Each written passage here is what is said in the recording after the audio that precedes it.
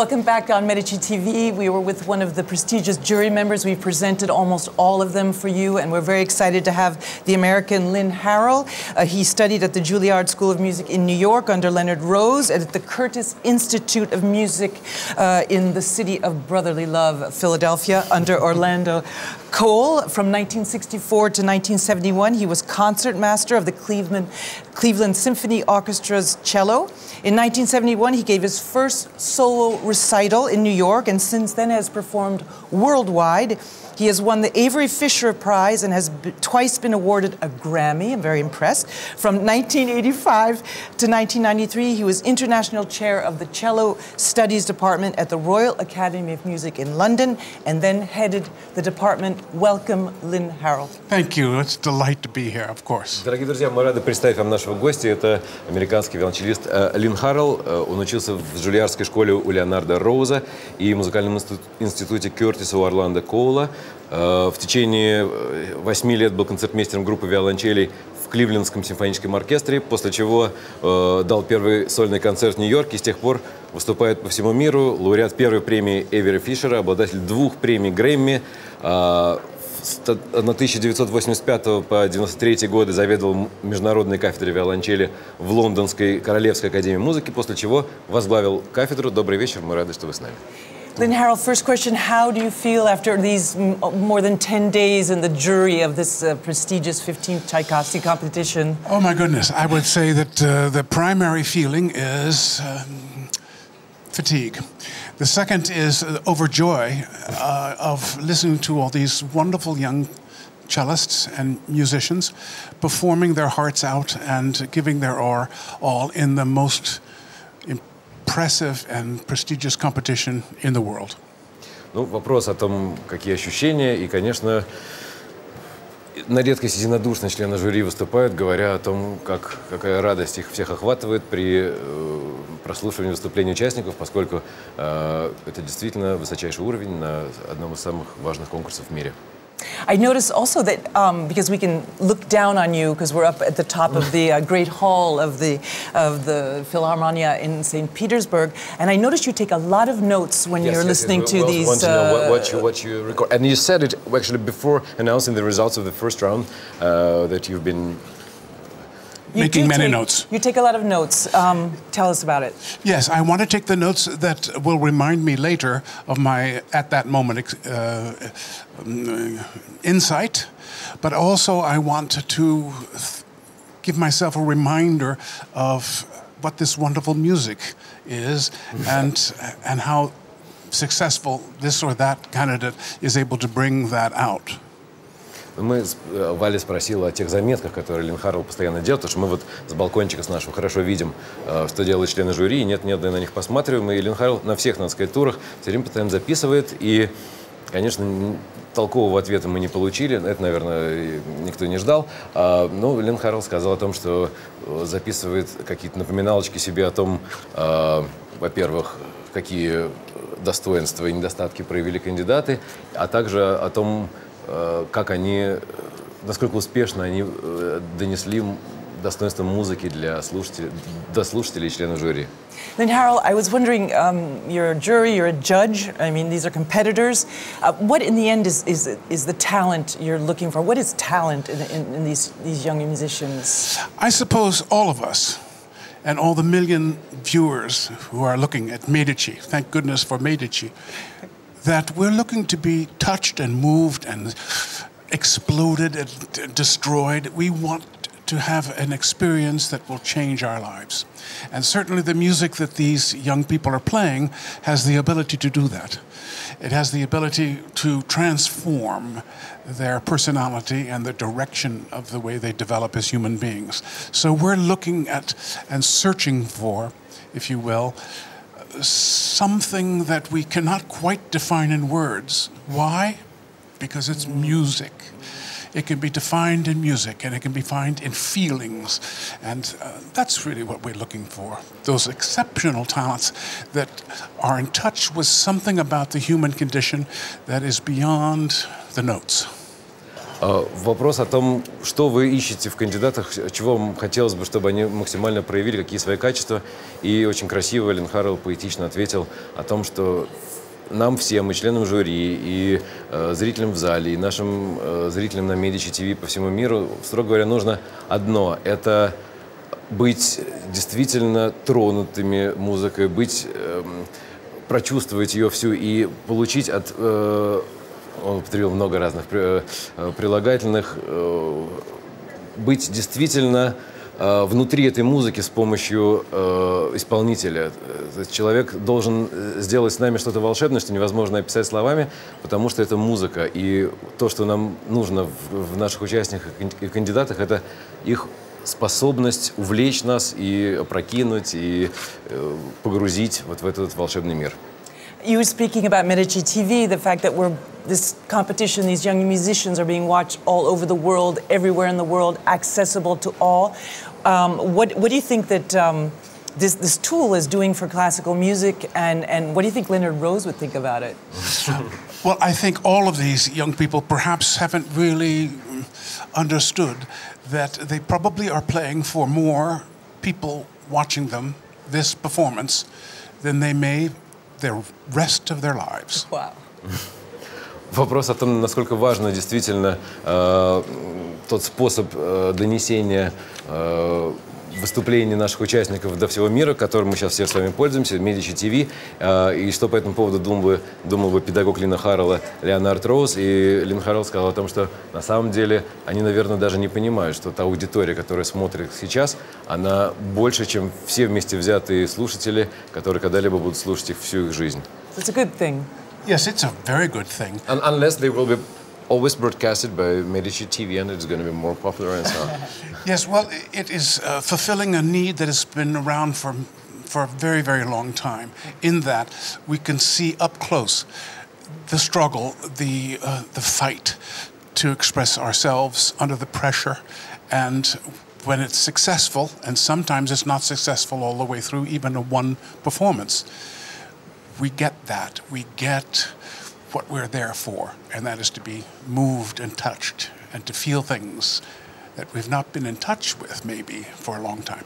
I just wanted to ask you back to the earth, because, okay, music, performance, moving and so on, but then these people who maybe not will a big engagement and will not have agent, do you think that the relationship of the artist and the agents and business and music should be taught in schools and so on? So, oh, yes. because that's the most difficult question after the music here.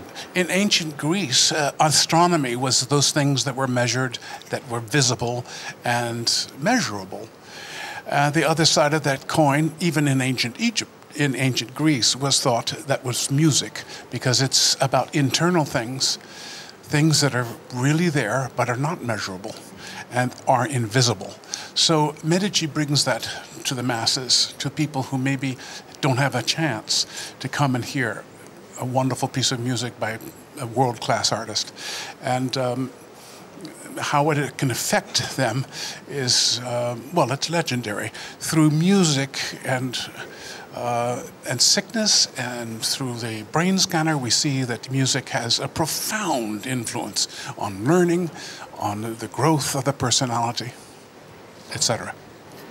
Наш гость поэтически настроен. Я задал вполне земной вопрос по поводу того, считает ли он, будучи педагогом, что взаимоотношения артистов с бизнес-стороной музыкальной жизни, с агентами, с импресарио должна также преподаваться, их как-то к этому должны готовить. Ответ был предельно поэтичный, в том смысле, что я все, наверное, должен вам сказать, даром, что он не имел никакого отношения к вопросу, о том, что в Древней Греции астрономия, даже астрономы измеряли что-то, что они могли увидеть, и это были достаточно отвлеченные величины на тот момент, но музыка всегда была наиболее такой областью человеческой деятельности, в которой какие-либо четкие измерения и вычисления невозможны, поэтому за это мы ее так и любим. I was wondering too, Lynn Harrell, we'll get off the internet and all that stuff and talk about other things, but I'm wondering if it's changing the way that musicians are playing too, because everyone's talking about, you know, outstanding musicians. And I was wondering if before you knew he was trained in America, he was trained in Paris, he was trained in St. Petersburg, Moscow, London. And I'm thinking, is it circulating the way people are playing? Are they playing different now because of that? Yes, I think so, but I don't think we can any longer call an individual part of the world musical style. You used to be able to do that. You used to be able to hear great orchestras and great performers that were particularly French or Italian or Russian or from the States. You can't really do that anymore. All young people who are playing and making music around the world and developing, they have to develop all the approaches. So it's much harder for young people nowadays to have an individual voice.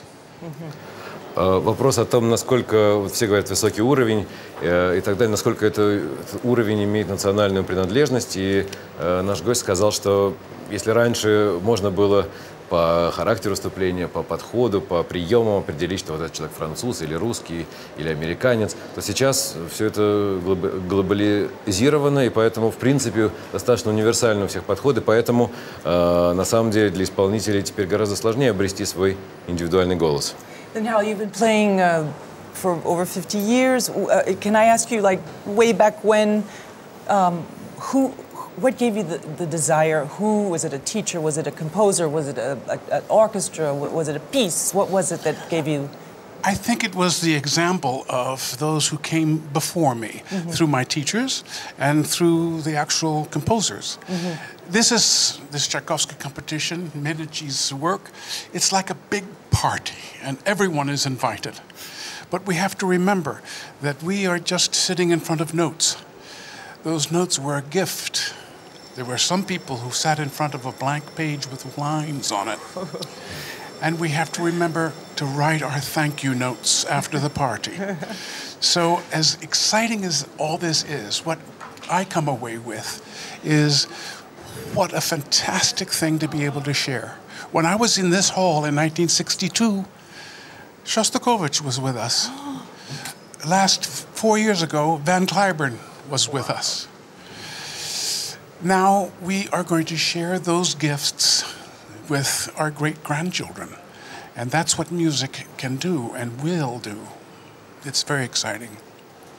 I'm haunted by music. Я не смогу так поэтично сказать для вас, дорогие друзья, извините, как это сделал Лynn Harrell. Тем более, что вопрос был, опять же, о том, кто его вдохновил на то, чтобы стать музыкантом, оглядываясь на более чем 50-летнее творчество. А ответ был, наоборот, о том, что музыка — это замечательная вещь, и она создает некий праздник, на который мы все, и участниками которого мы все являемся, и конкурс Чайковского — одно из проявлений этого праздника, и Лynn Harrell выразил колоссальное удовольствие по поводу того, что он имеет счастье быть частью этого, и он был в свое время здесь, когда здесь был Дмитрий Дмитриевич Шостакович, он был на конкурсе Чайковского, когда здесь был Ван Клайберн, и, в общем-то, мы все надеемся, что вы сможете разделить это ощущение радости от того, что мы все находимся в эпицентре музыкальной жизни. My daughter has her 11th birthday today, so I told her to make sure she writes her thank you notes. Oh, good. Did you say мороженое? Мороженое. You speak Russian. A word here and there. Дочке Линна Харрелл 11 лет, и на самом деле там еще была речь, опять же, очень красиво сказано по поводу того, что мы, музыканты, просто видим ноты, а когда-то там был человек, который просто были линеечки, и мы должны быть бесконечно благодарны тем людям, которые из ничего сделали для нас целый мир музыкальный, и в связи с этим была шутка по поводу дочки, которая 11 лет, которую мы сердечно, естественно, поздравляем, и которая должна внести свою лепту в сотворение этого волшебного мира. So we're going to let you go soon, but just one more question. Best thing about being with these other jurors, worst thing about being on this jury, most uncomfortable, I should say. The best thing about going to the beach is the sand. The worst thing about going to the beach is the sand. So it's a little bit that way. And with such fantastic cellists and musicians, colleagues on this jury, it gives one moments of necessary introspection about oneself, and it gets under our skin how we can learn from our colleagues and how we react to different competitors. It's a real input time for everyone, including the viewer. Ну, традиционный заключительный вопрос, что самое хорошее, приятное и наоборот неприятное, неловкое в том, чтобы быть членом жюри. И Лynn Harrell пошутил по поводу того, что в походе на пляж самое лучшее – это песок, а самое худшее в походе на пляж – это тоже как раз песок. И поэтому то обстоятельство, что ребята замечательно играют, это сразу же и большая радость, и в то же время большая проблема для членов жюри, потому что они... Ну, вы понимаете, они должны что-то про них решить. So Lynn, we'll see you tomorrow for the finals, where we're going to announce all the categories, and we'll see who are your future generations of great players. Yes, very exciting day for all of us. Thank you so much. Мы прощаемся с гостем, благодарим его, и сейчас представляем вашему вниманию следующее видео. Это ежедневный журнал. Пожалуйста, посмотрите его. So now we're, thank you for coming to us, and now we're introducing to our viewers the next Daily Journal. Daily Journal. And it's with one of your jury members, Yes, wonderful. Clive Gillinson. Oh, how fantastic. And How he wonderful. has a lot to say to our cameras on Medicitv, and thank you so much for coming and seeing us. In a former lifetime, Clive and I sat on the same stand playing Symphonie Fantastique. But he'll tell you about that. I want to know.